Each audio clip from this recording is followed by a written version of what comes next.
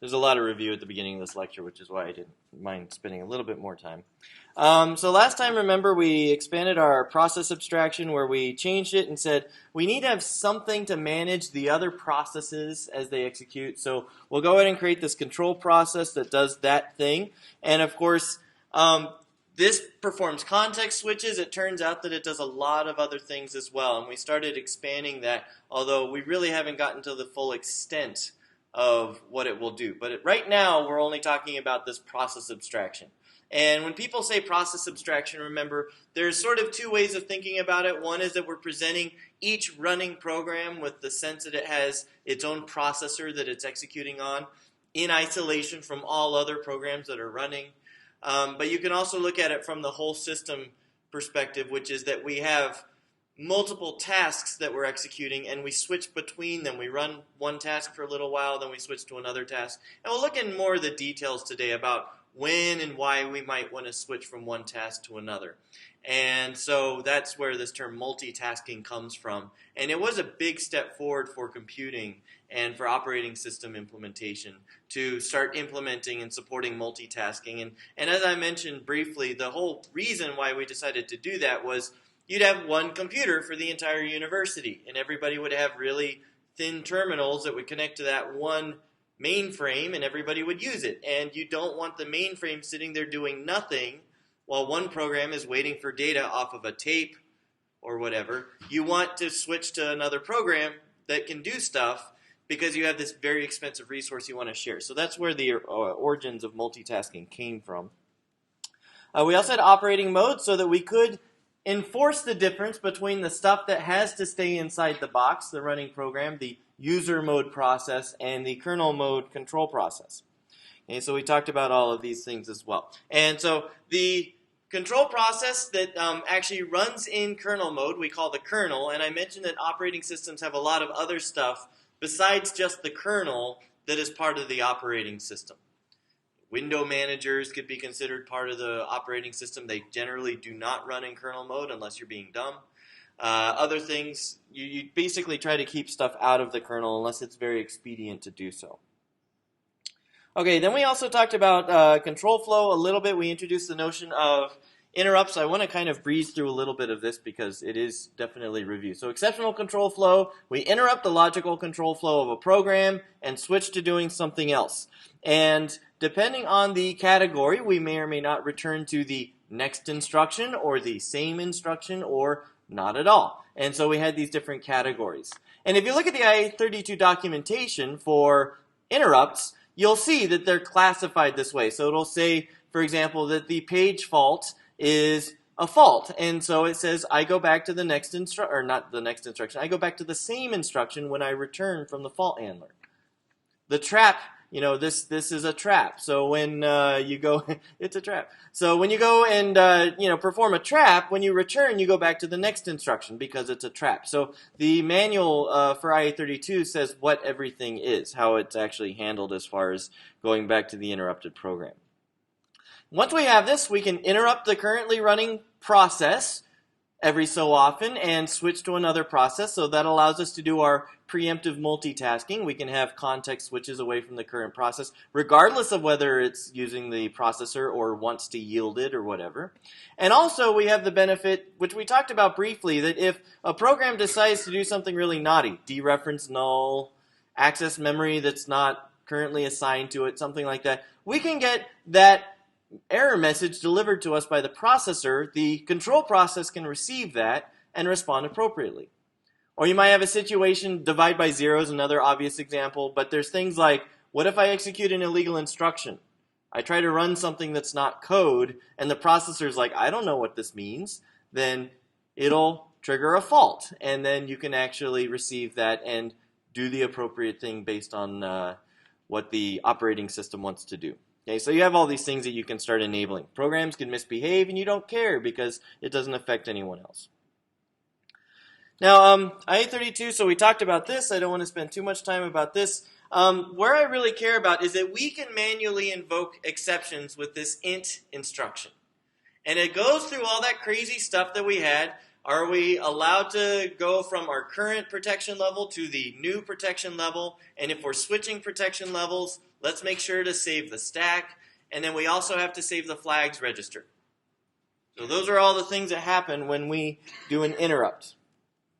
And Linux and OS X is the same way. It uses int hex 80. It just happens to be a Unix thing that has emerged over time on IA32. Obviously, different processors may use a different interrupt number. Windows has like hex 2E, and I think a few others as well. So there's just various standards that have arisen. It's just a convention. It's not really a requirement that it be done that way. Okay, so we went through all of this. I don't want to spend too much time on this, except to point out the detail that we do switch stacks. And switching stacks is fine. It allows our operating system to be more isolated from the application in case the exception was generated by the application running out of stack space. Then we don't want the kernel to be affected by that. But what we really care about is that it's not easy to pass arguments to the fault handler or the trap handler. So we need to have a different way of doing that. Okay, so like I say here, they're at a different protection level. We trap into the kernel. Okay, and so we would do an int 0x80. Notice you have to have the $ because it's a literal. I don't think it's actually possible to indirectly specify what interrupt you want to trigger. I don't think you can do like int AL or something like that. I sure hope not. That would be really strange. But anyway, this is what you do. And since you can't pass arguments on the stack very easily, we just pass them through general purpose registers. Now, if you think about it, how many general purpose registers do we have that we can actually utilize for passing arguments? We have EAX through EDX, so that's 4. You have ESI and EDI, so that's 2 more, that's 6. And you really shouldn't use EBP because presumably the function's already using that. And you really shouldn't use ESP either. So we kind of have space for 6 arguments. And that's all we can pass to system calls. And that's okay. I haven't seen any system calls that take more than like 4 arguments. So we're pretty much fine with that. If we do need more, what do?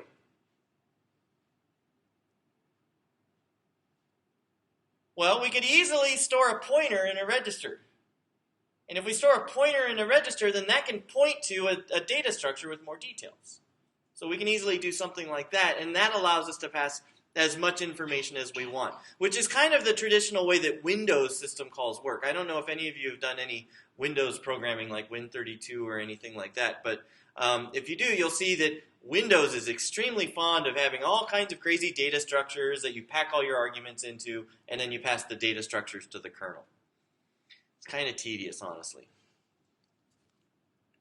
Okay, so you specify the operation to perform in EAX. So, and there's specific values for the operation. So I'll give you some pointers as to where you can find them.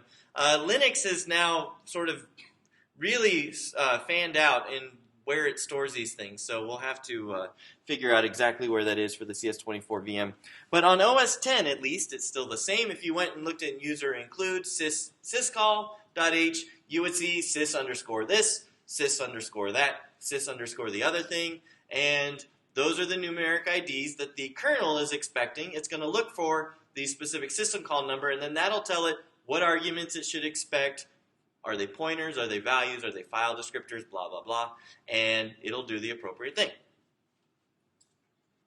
Okay, so the very simple example of I want to find out what my ID is. So I'm a process, and I want to find out what my process ID is, the integer value assigned to me by the kernel. Then there's a system call, getPID, which returns that process ID. And you set EAX to 20. It has no other arguments, so we don't need to say EBX is this or that. We can just leave them all the way they are. And then we do int $0x80.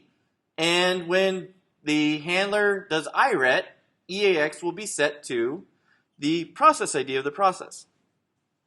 So that's really all we have to do. Move L $20 into EAX, and then 0x80 for the interrupt number. So that traps into the kernel. The kernel goes and looks up the current process ID, stores it into EAX, and then IRETs. That's really all it does. Okay, questions? This is super simple. You'll have to do a little bit of an example of this on assignment 6. It's really straightforward because when I designed the problem, I wanted it to run on all the various platforms people love to use for CS24, but now that we're sticking to just Linux, I could make it more complicated, but I'm too lazy to. So anyway, you'll get to, I think, pull out the user's current user ID and group ID, something like that, and that'll be the, you have to access those things through system calls, so you just do a couple things like this. Okay, let's see. Yeah, thankfully you don't have to do this. In fact, you prefer not to because it tends to be extremely slow. Interrupts are not the fastest way to do these things. So we have also the syscall function, which you can see has a call number and then ... Does anybody know what the ... means? Has a name in C. We call it var args. Printf is defined this way. Printf, we have const char star format, and then ... And that's all the values that would be plugged into the format string. It's a really useful little technique. You should learn about it if you are already consider yourself a moderately capable C programmer and you want to push the boundaries. Look up var args on the internet, look up VA begin, all of that kind of stuff. It'll teach you how to do variable number of arguments in C and C++. It's a very powerful technique. But anyway, so you have syscall, which allows you to do any system call you might want to do, as long as you know the call number and the number of arguments it takes and so forth. But there's also all these other system call functions. Open, close, seek, whatever. There's all these different ones that can be used to call into the kernel. And so those are the ones that you want to use. Now, I was mentioning that int is actually kind of slow, and that's why we prefer using these calls, because there's a second way of doing this. It turned out that when we went from Pentium 3 to Pentium 4, they noticed that suddenly system calls got like 4 or 5 times slower. And they're like, why are system calls all of a sudden way slower? And part of it was because of all the little checks. Are we, what protection level are we in? What protection level do we have to go to? I need to switch to this stack. There's a whole bunch of little steps, and that takes time. And so it's one of those things that was kind of funny because Intel and AMD are obviously competitors to each other, and so Intel has syscall and sysret, and it also has sysenter and sysleave, 2 pairs of instructions. And one of the companies came up with 1 pair of instructions, and the other came up with the other pair of instructions to try to solve this problem. And so now, of course, IA32 includes both pairs of instructions, so they both happen to be there. But what these do is allow you to do is sort of like a high-speed gate from protection level 3 into protection level 0. Ring 0 is the hard-coded target of these, and I think ring 3 may be the hard-coded source. I can't remember, but it always does this transition, and so it's a much faster way of transitioning from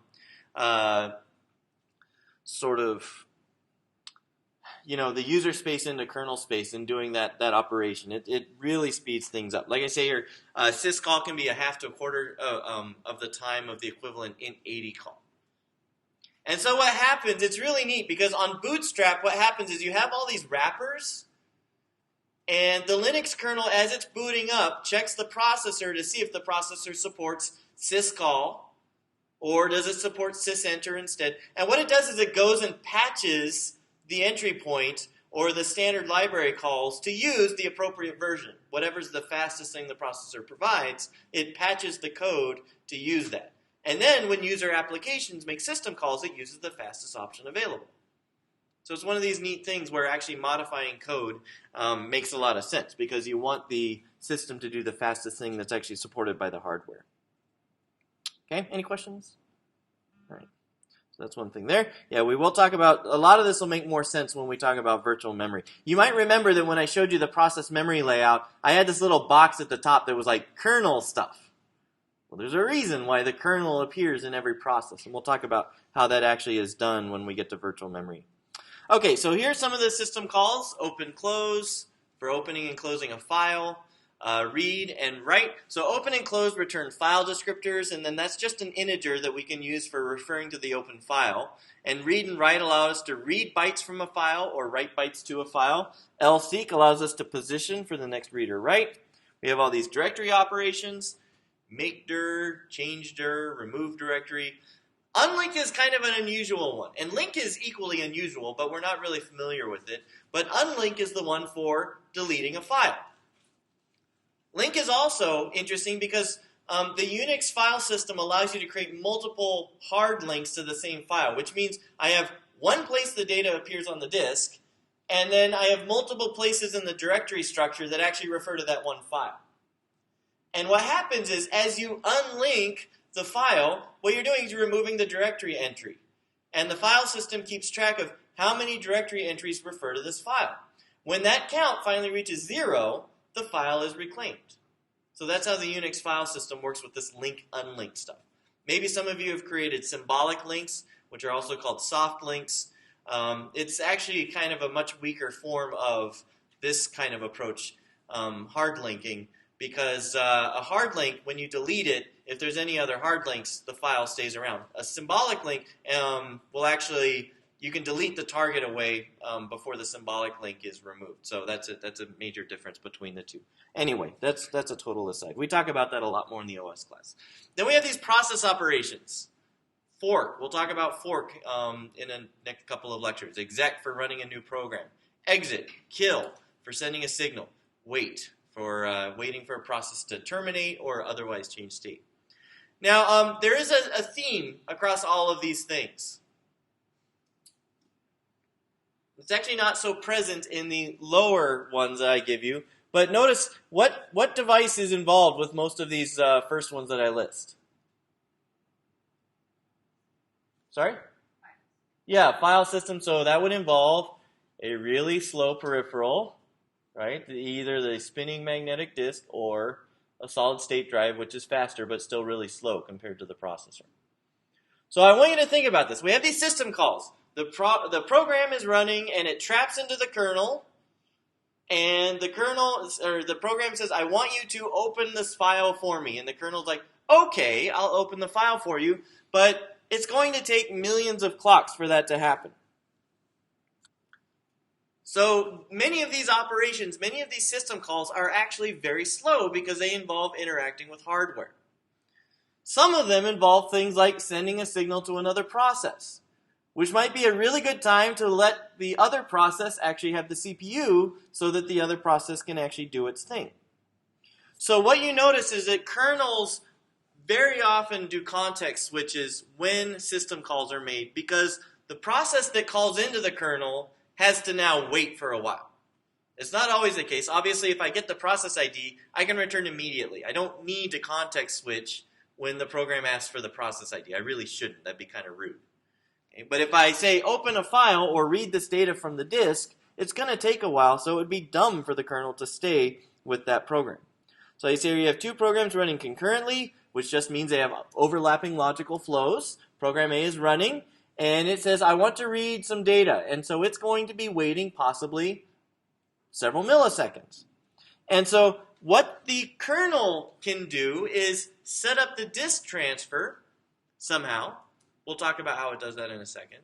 And then it can go do other things while it's waiting for the disk transfer to complete. So the question, like I say here on the slide, is how do we go about doing other things in the meantime? And it turns out that there's a really clever mechanism that also relies on interrupts, where we can actually set up things to occur in the background so that the processor doesn't have to be involved in it. Like I say here, we'd like to be able to do other things while this data is being moved from the disk into main memory. This is a pretty typical computer layout. Notice we have our processor. Our processor's super fast and awesome. And we don't have any caches on here, but you're going to have L1 and L2 and probably L3 as well, all living on the processor side of the I/O bridge. And then you have main memory on the other side of the I/O bridge. And notice that we have these buses labeled with various things. We have a system bus, a memory bus, and an I/O bus. And that I/O bus is basically where all the peripherals interact with the processor. So like I say here, the system and memory buses have to be fast. They can be fast because they only require interacting with a few things. The system bus only has to talk with the processor and the motherboard chipset. That actually allows it to interact with these other things. The memory bus only has to interact with the memory and the memory controller, which is probably on the I/O bridge. So those things can be fast and special built. But the I/O bus is a different beast entirely because it has to support a whole bunch of different kinds of devices. Some that are really fast, some that are much slower, some that are able to be fast sometimes but not always. So it has these various things that it has to be able to support. And so PCI is a great example of a very well-designed I/O bus, peripheral component interconnect. This just started coming out when I was an undergraduate. And so we got to read the PCI spec as part of our 5X projects and so forth. So we looked into that kind of thing. But these various devices plug into that, and then they are able to interact with the I/O bridge so that the processor can talk to the disk, or the processor can talk to the graphics card, or whatever. I think it's been through several iterations now, obviously, probably 3 or 4 since we started looking at it. And so PCI is very fast and very capable now. When it first came out, I think it was limited to 33 megahertz. It was a very limited and relatively slow bus, but it's gotten much better over the years. Now, typically the CPU is going to interact directly with main memory and with peripherals. So my program says I want to read this data from memory, and so the processor executes the instruction, and we have that path from the CPU to main memory. Or I need to write to the disk controller and say, hey, get me this sector, and so the CPU interacts with the disk controller and so forth. Okay? But if we had this situation that the processor had to manually move the data from the disk to memory, so we have CPU to disk, then CPU to memory, CPU to disk, CPU to memory. That would be really, really slow way of doing this because the processor's tied up. Nothing else can really use the buses, not that there's anything else that could use the buses, but this is basically not a very extensible or efficient way of doing things. We don't want to have the processor involved in this sequence of operations. So what we have done, what people have figured out, is how to set up direct memory access where the peripheral is able to actually drive the bus and interact with main memory directly, allowing the processor to do other things while this happens. Okay, so like you see here, the CPU tells the disk controller to transfer disk block to main memory, and the controller does it all by itself. The controller is smart, it's a big boy, and it can say to the I/O bridge, hey, I have some data to send to main memory, and this is where I'm going to send it. Yeah, so this is called direct memory access. Some of you, do you guys still get to do this in 5X where you have to set up DMA transfers? Is that something? I'm sorry? Can but don't have to. Okay. I had to when I was an undergrad. You kids are spoiled. So that's old man Donnie. He's becoming more and more common. So anyway, but yeah, it's one of those really neat things where you can set up a transfer directly from a peripheral into memory, and now the processor is able to do other things in the meantime. Okay, so here's the sequence. The first thing is that the CPU tells the controller what it wants to do, and obviously this involves other details like where to save the data, because the disk controller doesn't just make that crap up. It has to know where it needs to save the data. Because if you think about it, the operating system is going to set aside some region of memory for disk buffers. And so it'll tell the disk controller, hey, I want you to use this disk buffer for this transfer. And so it'll configure the disk controller, tell it what it wants it to do, and then the disk controller will go ahead, wait for the data to come around on the platter, slew the head, all of that kind of stuff. The data gets loaded. The controller starts moving it into main memory all by itself. So it's doing the DMA transfer on behalf of the processor. When the disk controller is finished, it signals to the processor that it is finished doing this by triggering an interrupt. And guess what? Whatever program was running at the point that the interrupt occurs is interrupted. We switch back into the kernel. The kernel can flag that it's done. It can do whatever bookkeeping it needs to do, and then it can either switch back to that program or it can switch back to the program that needed the data. So the kernel can now sort of coordinate how to respond to that interrupt. So this allows us to have one process that decides to do something slow, and all processes do from time to time, have to do things that are slow, like wait for user input. And then when that process gets blocked by whatever it is that it's waiting for, the OS can switch and do something else. And it even can set up these things to occur in the background so that it can go switch to something that's not blocked. Okay, few details here. This technique, direct memory access and DMA transfers, is absolutely essential for modern computing to be as fast as it is. I mean, I list some things here. Disk I/O is obvious. It used to be like probably maybe 10 years ago that on Linux you'd have to turn on DMA transfer support for certain hard disks and stuff, and you'd do that and you'd go from maybe 30 megabytes a second transfer rates up to 130 megabytes per second transfer rates. I mean, it would be a huge leap. Now I'm pretty sure that stuff's all on by default. But transferring texture data and vertex data to the graphics cards, those kinds of things. All of that is able to be done through DMA transfers as well. And also, like I say, you're moving data back and forth between the main memory and networking cards. Okay. If you're going to support this, it should be pretty obvious that multiple things should be able to drive the bus. If you have a situation where only the processor initiates interactions across the bus, it's a simpler bus to design. But if I have a situation where multiple devices can say, hey, I want to do something on the bus, then we need some way of allowing this peripheral to seize control and everybody else has to wait. So we have this notion of a bus arbiter that comes into the picture, where the arbiter says, if there's a tie, I break the tie. I tell you how to break the tie. The other thing is that when you have a DMA transfer going, your memory access performance is going to go down, because now sometimes when the processor wants to talk to main memory, it can't because you've got somebody else talking to main memory. That's just part of the price. Now, thankfully, not every program is doing heavy memory interactions all the time. But if you have a situation where you are, then you are going to see a slight slowdown because of DMA transfer overhead. Now, thankfully, the thing is that DMA transfer performance tends to be bursty because whatever peripheral you're interacting with is generally slower. So if you're waiting for sectors to come out of the hard disk, you're definitely going to have time in between those sectors being read for the CPU to interact with memory. You may not see such a common situation with graphics interactions. You may see a much slower memory access during graphics card access because the graphics card can go really fast. Any questions on this?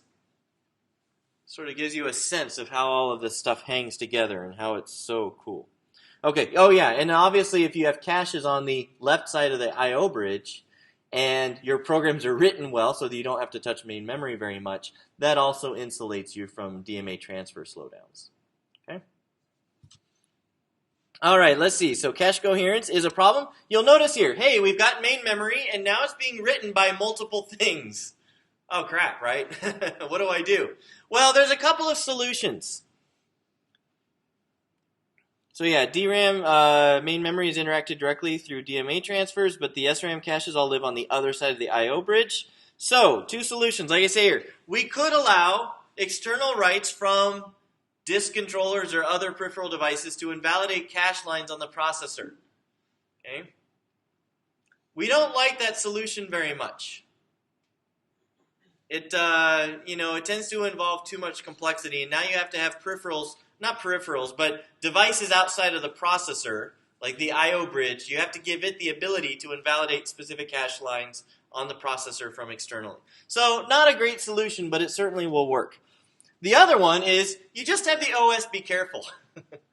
Like I said, the OS can set aside a chunk of memory to use for disk buffers, and then basically never allow programs to use that memory for data or anything like that. And so if I do that, then I don't really have to worry about cache lines being invalid. I can basically just clear the cache. I can clear certain areas of the cache, allow those accesses against main memory where the data was loaded or the data was stored, and then we're okay. So the OS can go ahead and just by carefully managing what areas of memory are used for what, it can go ahead and avoid some of these issues as well. And it's a lot cheaper to just carefully design it than it is to just have a hardware solution. Okay, so that's another interesting challenge that you run into with DMA. Okay, so we have our Unix system call. We have the program performing a read, and it's going to be waiting for a while. I think before it had to wait 8 milliseconds, so time has clearly passed. Now it only has to wait 5. But anyway, the program executes an interrupt. It traps into the kernel, int 80. And so the kernel goes ahead and initiates the disk read on behalf of the program, sets up a DMA transfer, and since program A can't progress for a while, the kernel can pick some other process to run. So like it has here program B, it goes ahead and starts running it. Now at some point, the kernel is informed through the hardware that the DMA transfer is completed. We get an interrupt. And so the kernel says, that means the data's been transferred, so I can now do my final cleanup steps or whatever that it needs to do to finish the read. And then it can switch back to program A and let program A continue now that it has the data that it needs. All right, everybody got that? That's how these slow operations are not a big deal to the computer system. It's able to go and do other things while it waits. Okay, that's really cool. So you can see that OS calls, lots of neat things go on when you have system calls. This is why, like, when you had Windows before Windows 95 and Mac OS before OS 10, they were cooperative multitasking systems. People didn't really notice because every time you make a system call, it's a pretty good chance to make a context switch.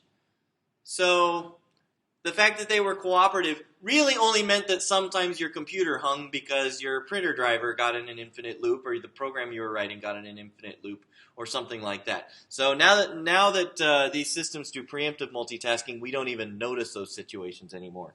But even in the past, it wasn't a big deal because system calls are good opportunities for context switches. So we have applications using traps, features like DMA so that we can go ahead and run things in the background. And yeah, I talked about using system calls as an opportunity to context switch. Okay, yeah, and like I say here, we spend quite a bit of time sort of belaboring this is what happens when you do an int and blah, blah, blah. And this is the reason why. This mechanism, this facility is used so ubiquitously throughout the operating system for handling various things. Like basically all of it is a glorified bookkeeping and interrupt dispatch system. That's really what the operating system is. And it's very, very important that we can do these things via exceptional control flow. Okay, now that's neat and all. Yay for exceptional control flow. I'll get a t-shirt. It's really awesome. But the thing is that it'd be really neat if I could also leverage this in my own user applications. In fact, assignments 7 and 8 they both rely heavily on the fact that you can do user mode exceptional control flow. Okay? The only thing is that our exception handlers right now run in protected mode because they're part of the kernel, so we'd like to have a way of actually making that available to user mode applications. We already saw some interesting code that does something kind of like this, set jump and long jump, but obviously those were pretty limited in capability when you think about it. They just allow you to transfer control from one part of the program to another part of the program. They don't really give us the opportunity to be informed when external events occur.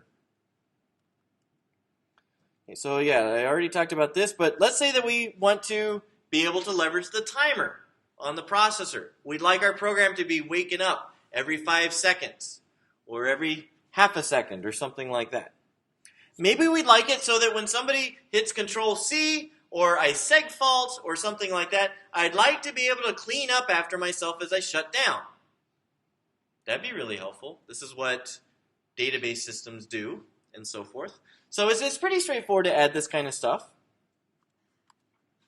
Maybe I'd like to be able to signal to a separate application that it should reload its configuration.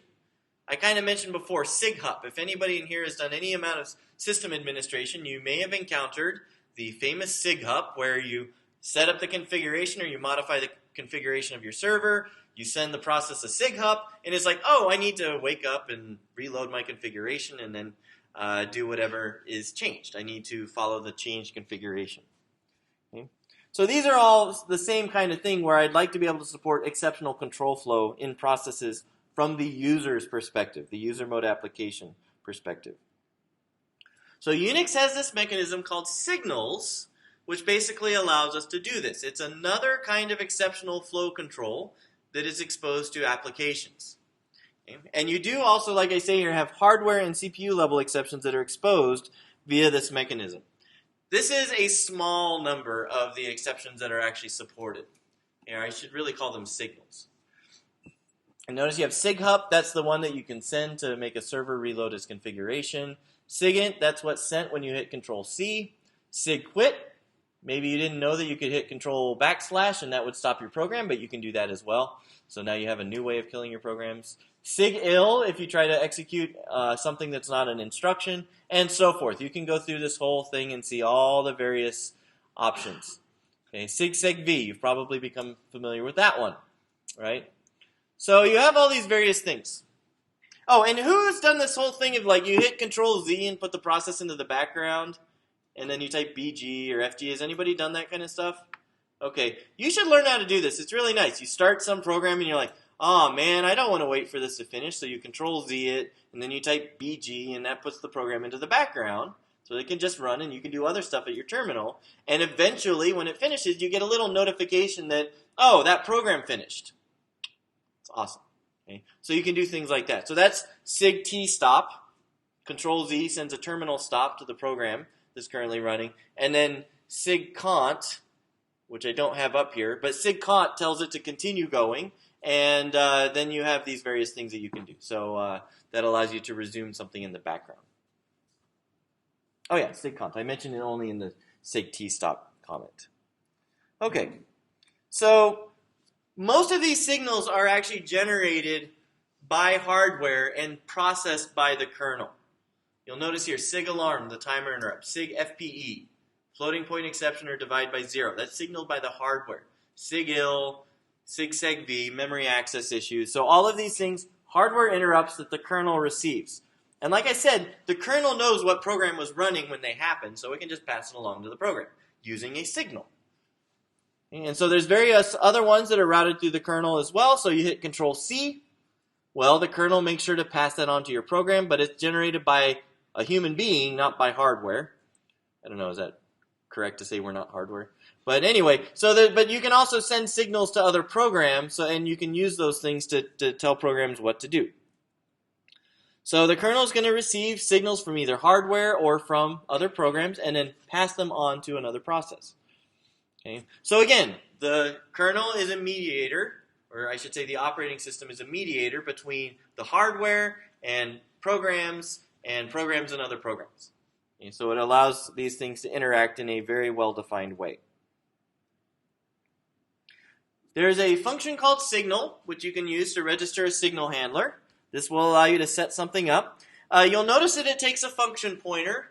Hopefully you're all generally comfortable with the concept of a function pointer. It's basically just you use the function's name without parentheses after it, and that is a pointer to the function.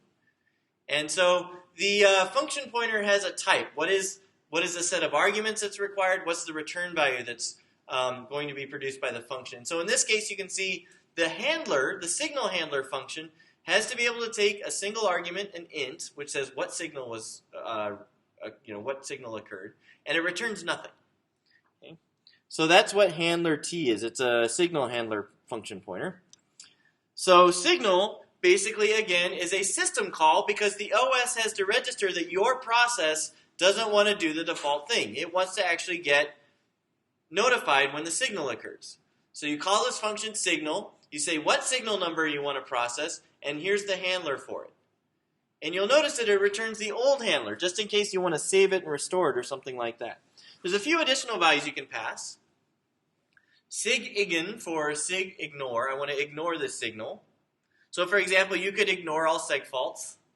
Probably be a bad idea. You could certainly try it.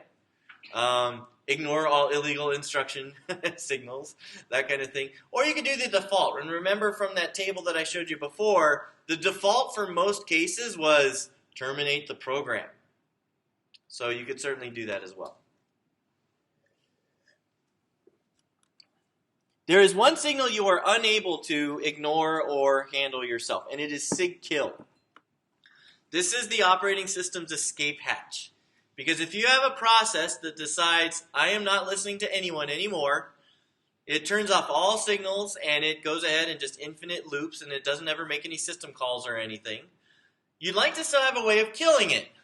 And so SIG-kill is the magic bullet, if you will, for the operating system. Okay, so you just send any process a SIG-kill, the operating system processes it on behalf of the process. So the process is not even allowed to really deal with it. It just dies. Okay? So this is basically how we deal with runaway processes. Okay, any questions? That's a fun one. So has anybody done kill -9? If you've done kill -9, then you've sent a sig kill to a program. I sometimes have to do kill -9 because every other signal I try to send it ignores, and so I just go ahead and say, all right, you die, -9.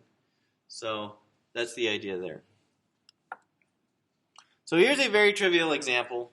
We have a program now that's going to handle SIGINT, which is the control C. So you'll notice in our main, we register handle SIGINT for our SIGINT signal. And then we sit in an infinite loop and we call pause. Pause is a very simple function that basically just waits until a signal arrives. So this is a way, and it's another system call. So it's a way that we can keep from pegging the CPU while we wait for our program to receive a signal.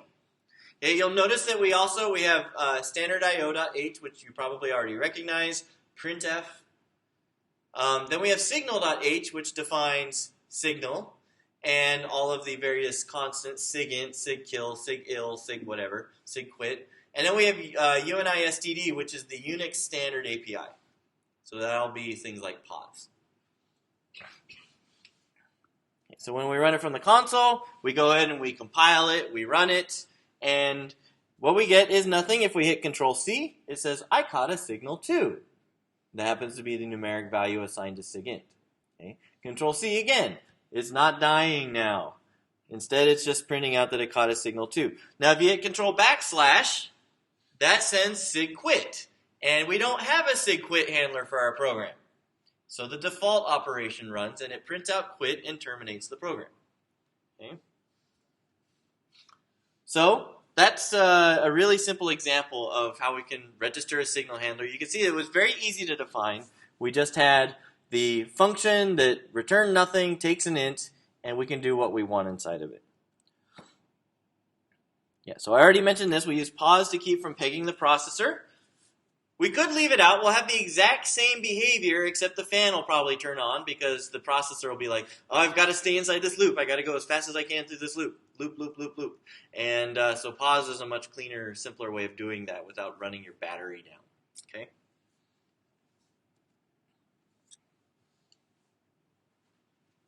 This is another important detail here. I have this printf here, caught signal, whatever.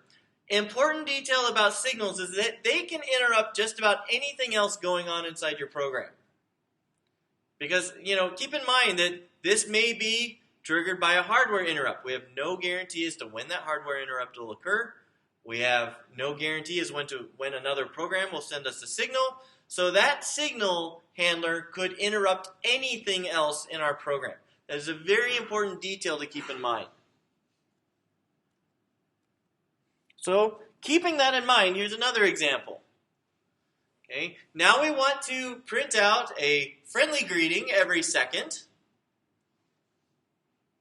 So you can see here, handle sig alarm, and alarm is one of those interesting functions. It basically causes sig alarm to be fired once. So if we want to keep getting informed every second that a second has passed, then we need to call alarm again inside the signal handler. So our handle sig alarm basically prints hello, hello, hello. It gets really annoying. But it keeps registering for another signal inside the handler, so it'll keep printing it. And of course, since we want to taunt the user, we can also trap the interrupt or the SIGINT signal so that when somebody tries to kill it, Control-C, it doesn't die. Okay, so we have haha, can't kill me. And then in our main loop, we just wait for signals to arrive. So now we have this interesting thing because we have two signals that can occur. One of them can occur approximately once a second. It's not precisely once a second because the computer is good, but it's not that good. It's not a real-time system. And then we have Control-C whenever the user is mashing Control-C to try to get this stupid program to shut up. So we might have a situation where one call to printf occurs while another call to printf is already in flight. We can interrupt anything with our signals. So what happens? Well, with printf, it's probably not a big deal. We might get HE and then haha can't kill me, LLO. We might get that situation.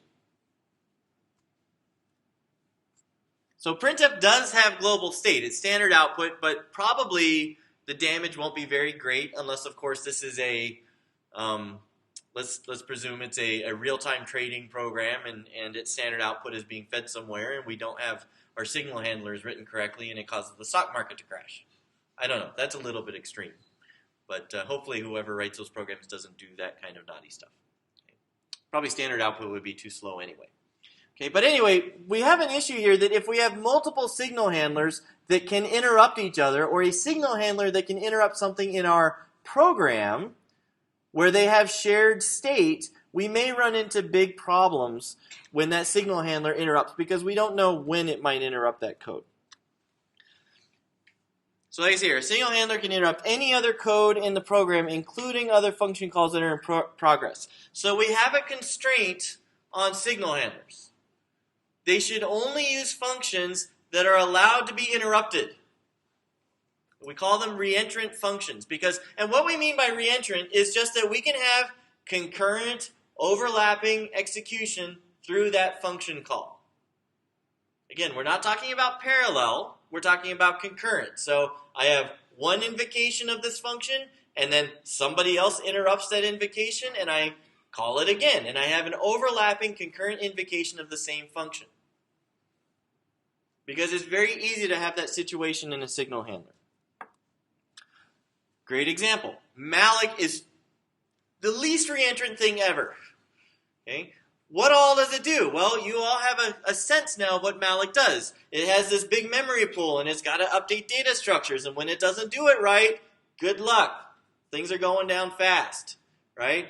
Now, if you have a situation where one function is mallocing, and then a signal handler triggers, and it tries to call into malloc, well, now you have two concurrent overlapping flows that are both trying to manipulate the same data structures. Horrible bugs will ensue. Thankfully, at least you didn't have to debug that.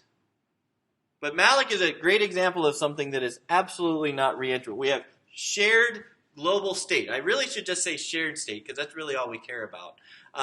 But you cannot use malloc or realloc or free or calloc or anything like that inside of a signal handler. If you have any place elsewhere that you're using it, you're just begging for something horrible to happen. Okay? Everybody got this? So reentrancy is a really important detail. Now, if you think this is kind of a minor thing, I don't know, I hope you get into some kind of like system level programming sometime after school and you get to explore all this stuff on your own in more detail. But honestly, I've written like maybe 3 to 5 signal handlers in my entire professional career. But where this is critically important is operating system internals. So if you decide to take the OS class next year, this is going to be your friend or it's going to be your worst nightmare. Because you have all kinds of things that can be reentrant in an operating system kernel. Okay, so next time we'll go ahead and continue this. Does anybody have any questions right now? Okay, we'll go ahead and pick up this whole notion of reentrancy next time. So I'll see you on Wednesday.